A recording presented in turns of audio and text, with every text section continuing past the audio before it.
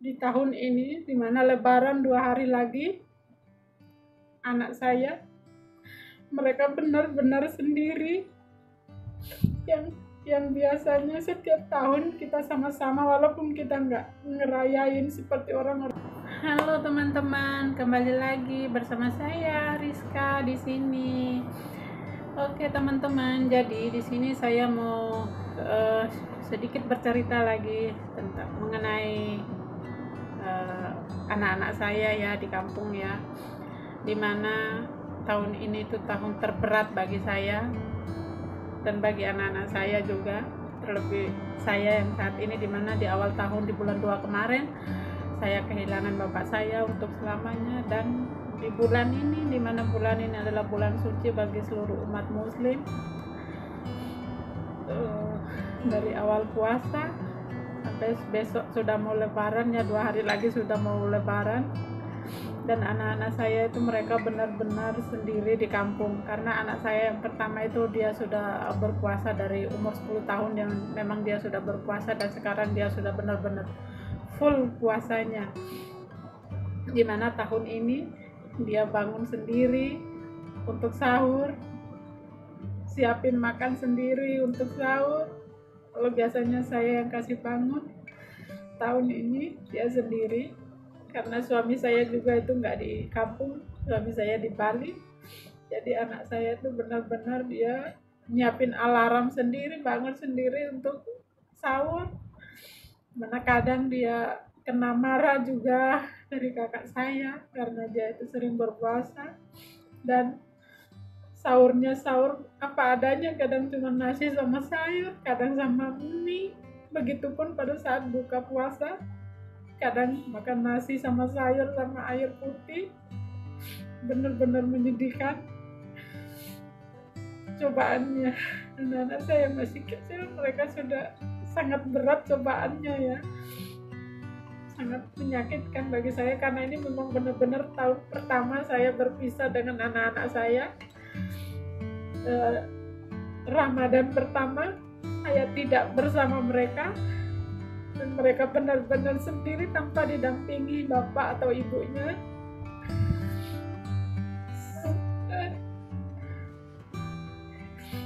Memang ini sangat berat ya.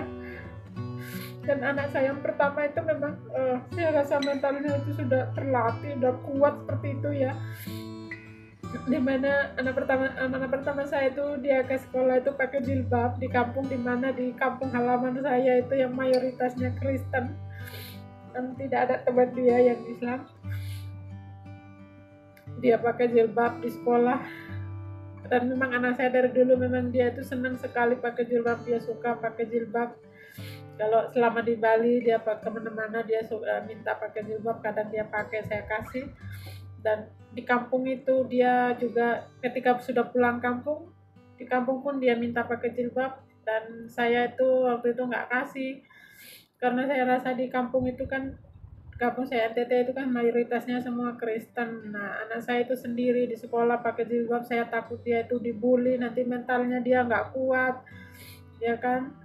Saya nggak mau anak saya seperti itu, saya nggak kasih dia waktu itu. Nah kebetulan anak saya itu rambutnya kriwel, bukan keriting ya, tapi kriwel. Saya pikir mungkin dia malu apa karena rambutnya seperti itu. Jadi sebelum saya berangkat ke sini, pada saat itu saya memutuskan untuk rebonding rambut anak saya itu. Nah setelah saya rebonding, saya berangkat ke Surabaya.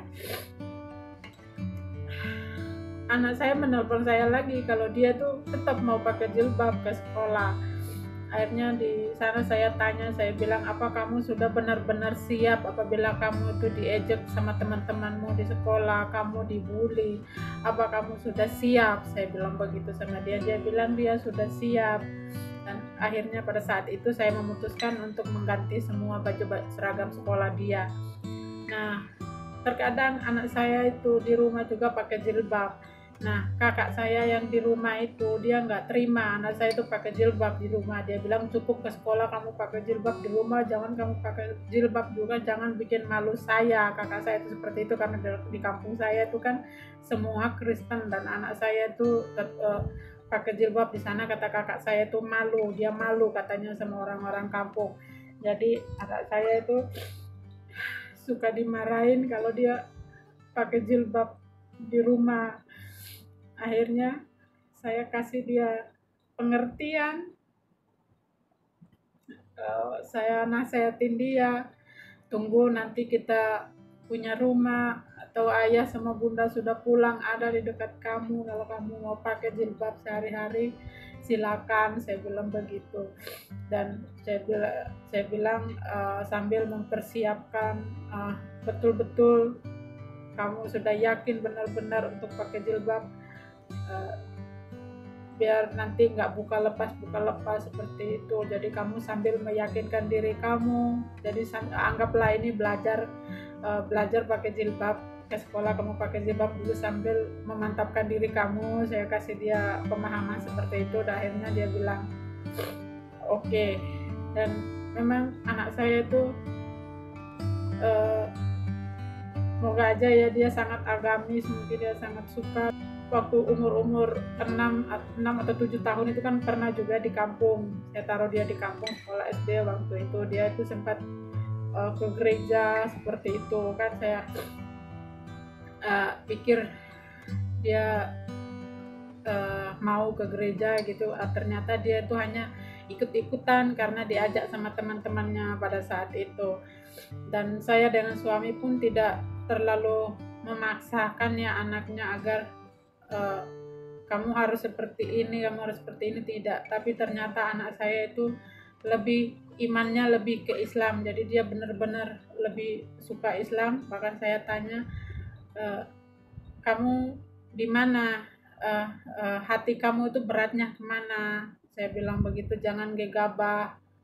Dia bilang saya di Islam, saya yakin saya di Islam, dia bilang begitu. Akhirnya dia tuh belajar ngaji sendiri, dia belajar sholat sendiri. Kalau di Bali kan saya kasih dia ikut-ikut ngaji gitu seperti itu. Kalau di kampung kan nggak ada, di kampung saya itu nggak ada sih di kota, tapi jauh sekali dari kampung saya. Nah di kampung sekarang itu dia ngaji pun lewat handphone, dia lihat-lihat di YouTube cara-cara sholat yang benar, dia selalu nonton YouTube untuk belajar hal-hal seperti itu. Dan saya itu Masya Allah, anak saya itu ternyata pengen sekali memperdalam ilmu agamanya gitu. Dan saya sangat senang anak saya yang pertama dia seperti itu, dan saya hanya bisa mendukung dia. Dan cuman kemarin dia dapat menelpon saya, dia bilang, dia cerita, Bun, kita tahun ini benar-benar berpisah ya, nggak bisa lebaran bareng seperti tahun-tahun kemarin, kata dia. Tahun-tahun sebelumnya kan kami selalu bareng, walaupun sangat sederhana, tapi kami selalu bareng-bareng, nggak pernah terpisah. Dan tahun ini tuh benar-benar terpisah, baik dengan ayahnya pun mereka terpisah. Suami saya pun nggak bisa pulang karena satu dan lain hal lah, ada penyebabnya, dan dia nggak bisa pulang. Dan anak-anak saya tahun ini kayak yatim piatu nggak sih? Mereka sendiri di kampung, nggak punya siapa-siapa, ngerayain lebaran sendiri. Aduh, nggak kuat rasanya sebenarnya bikin video ini, tapi kenapa saya memutuskan untuk tetap buat video ini, karena bagi saya nggak ada tempat curhat gitu. Saya anggap di sini tuh saya macam curhat gitu, bukan mau cari simpati atau gimana ya, tapi saya anggap di sini tempat curhat saya yang paling tepat gitu. Dan saya minta doa dan dukungan dari teman-teman yang menonton video ini. Semoga anak-anak saya itu anak-anak yang soleh dan soleha, mereka lebih memperdalam lagi ilmu agamanya.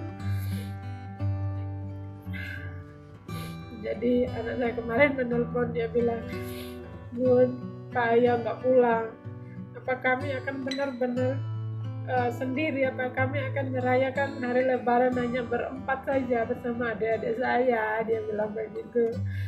Masya Allah, saya menangis nggak berhenti. Saya cuman ketika dia ngomong seperti itu saya cuma bisa menangis. Dan ketika dia bisa melihat saya lagi menangis, dia bilang, ya gak apa-apa Bun, gak apa-apa,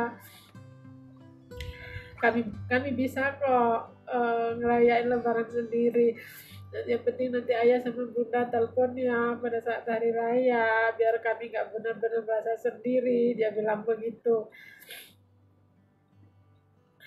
Saya bilang, iya kak, terima kasih kakak pengertiannya. Saya bilang, dan anak saya itu memang sangat-sangat mengerti. Semua anak-anak saya itu mereka sangat-sangat mengerti keadaan orang tuanya gitu, walaupun yang kecil-kecil sekalipun mereka sangat mengerti gitu. Jadi saya sangat bersyukur memiliki anak-anak yang kuat-kuat seperti itu. Ini hebat, saya sangat bersyukur sekali. Jadi buat teman-teman yang menonton video saya ini, mohon maaf kalau di video saya ini banyak bawangnya. Bagi yang tidak suka mohon di skip aja video saya. Bagi teman-teman yang sudah mendukung, jangan lupa untuk like, comment, subscribe video saya ini supaya tambah maju lagi ke depannya, biar saya lebih semangat lagi untuk buat konten-konten ke depannya. Bagi teman-teman semuanya, siapapun yang lewat di video saya ini, saya ucapkan minal aidin wal faizin, mohon maaf lahir dan batin, mohon maaf jika saya banyak salah dan banyak kata-kata saya yang salah di video ini dan banyak air mata, saya mohon maaf yang sebesar-besarnya. Terima kasih, sampai jumpa di next video.